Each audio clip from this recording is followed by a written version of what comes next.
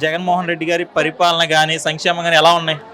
జగన్మోహన్ రెడ్డి గారి పరిపాలన కానీ సంక్షేమం కానీ మరి 104 కానీ ఇవన్నీ చాలా చాలా చాలా బాగున్నాయి. ఆయన ఆయన ఇచ్చే రుణమాఫీ కానీ మరి ఆసరా కానీ మరి అమ్మఒడి కానీ ఎన్నో విధాలుగా మేము ఉపయోగించుకున్నాం. చాలా బాగుపడ్డాం. ఈ విషయాల్లో మాత్రం ప్రజలందరికీ చాలా మేలు కలిగింది. అన్ని అన్ని పార్టీల కన్నా ఈ వైఎస్ఆర్ వచ్చిన తర్వాత చాలా బాగా బాగుపడ్డాం. మేము మేము పుంజుకున్నాం. మేము ఈ వ్యాపారాలు చేసుకున్నాం. బాగా అభివృద్ధిలోకి వచ్చాం. ఎలా ఉంది ప్రజల స్పందన? ఎలా ఉంది? సంక్షేమ పథకాల గురించి ఏమంటున్నారు?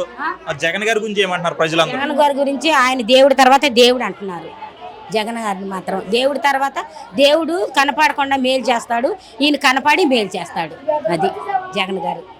టీడీపీ జనసేన కలిసి వస్తున్నాము. మా ప్రభుత్వం వచ్చిన తర్వాత మహిళల పట్ల కానీ, వృద్ధుల పట్ల కానీ, విద్యార్థుల పట్ల కానీ, యువతకి అన్ని చేస్తామని వాళ్ళు అంటున్నారు.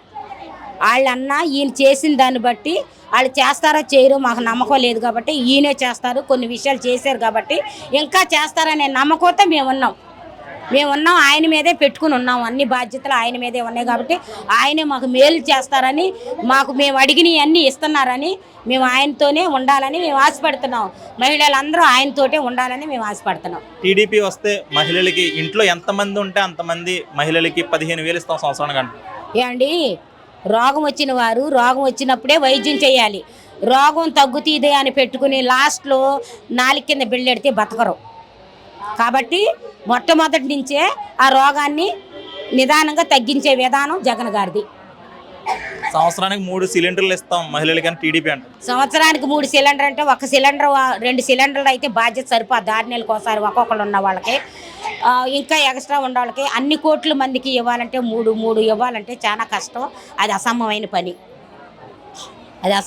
పని. ముందు తీసుకుంటాం. అమ్మ నీకు అన్ని చూస్తాం, తల్లిదండ్రులే నీకు అన్ని బాధ్యతలు చూస్తూ ఉంటారు, భర్తే నీకు అన్ని బాధ్యతలు చూస్తామంటారు. కొంతకాలానికి వెళ్ళిపోతారు. ఎవరు? దేవుడి తర్వాత జగన్ అన్న. అంతే మాకు కావాల్సింది. ఎట్టి పరిస్థితుల్లో 2024లో టీడీపీ జనసేన కలిపి వైసీపీ నడిపిస్తాం.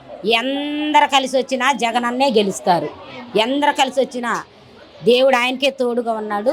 ఆయనే గెలుస్తాడు. ఖచ్చితంగా గెలుస్తాడు ఆయన. హాస్పిటల్ డెవలప్మెంట్ ఎలా ఉందమ్మా?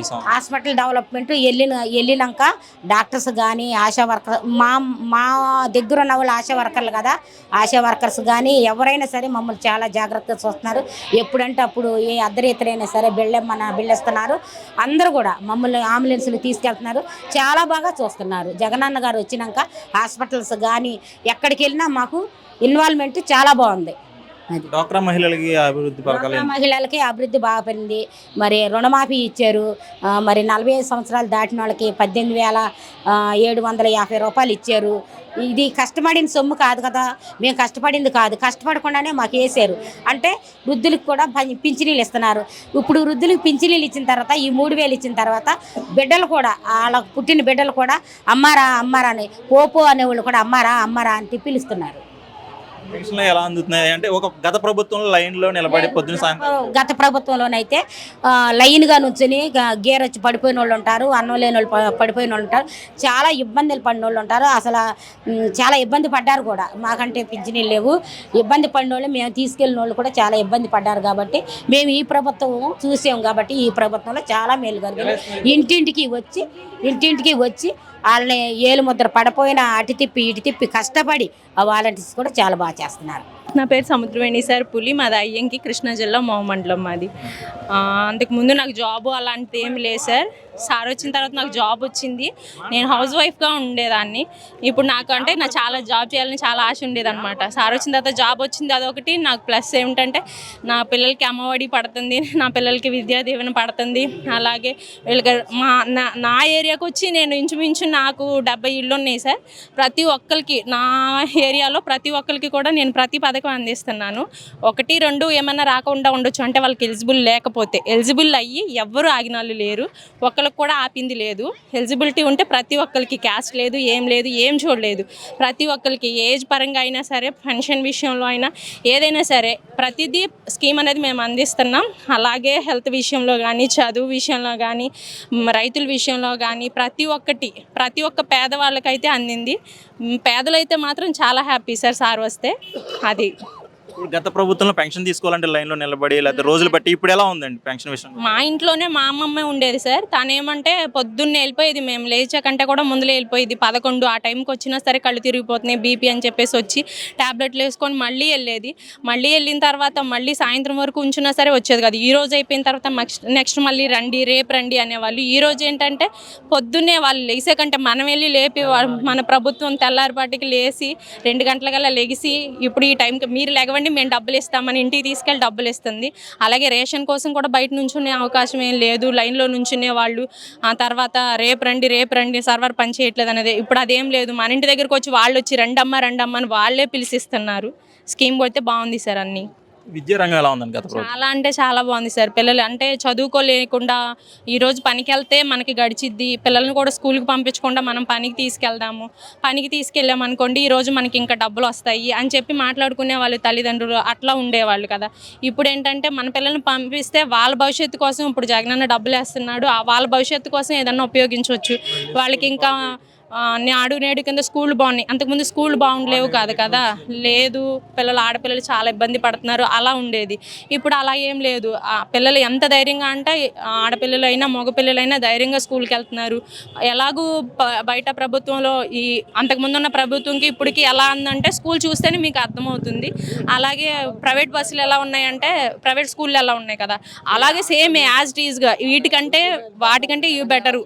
అంతకుముందు మేము కాన్వెంట్లో చదివించాం సార్. నేను ఇప్పుడు జాయిన్ చేసి మళ్ళీ గవర్నమెంట్ స్కూల్లో జాయిన్ చేసి చదివించుకుంటున్నాను పిల్లల్ని. టీడీపీ జనసేన పొత్తులతో వస్తుంది, మేము వైసీపీని ఎట్టి బస్సులు ఓడిస్తాం అంటున్నారు. దాని గురించి ఏంటంటే ప్రతి ఒక్కరు పథకం అయితే పొందుకున్నారు సార్. పథకం పొందుకున్న వాళ్ళకి మనస్సాక్షి ఉంటే ఖచ్చితంగా గెలిపించాలి. మేము పొందుకున్నాం కాబట్టి మేము ధైర్యంగా చెప్పగలుగుతున్నాం. వాళ్ళు మేము వస్తే మేము చేస్తాము అంటున్నారు, వీళ్ళు మేము చేసాం కాబట్టి మమ్మల్ని నిలబట్టండి అంటున్నారు. అది ఇప్పుడు టీడీపీ జనసేన మేనిఫెస్టోలో మహిళలకు ఉచిత బస్సు, సంవత్సరానికి 3 గ్యాస్ సిలిండర్లు అంటారు. చేసి ఉండాల్సింది కదా, ముందు చేసి ఉంటే. ఇప్పుడు అంతకుముందు అన్ని సంవత్సరాలు చేశారు, మరి ఏం లేదు కదా. కానీ చేయలేదు. ఇప్పుడు మమ్మల్ని గెలిపించండి ఇంకా ఎన్నో సంక్షేమ పథకాలు తీసుకొస్తా అంటున్నారు వాళ్ళు. చేసుంటే ఒకవేళ వచ్చేవాళ్ళేమో, చేయలేదు కాబట్టి లేదు సార్.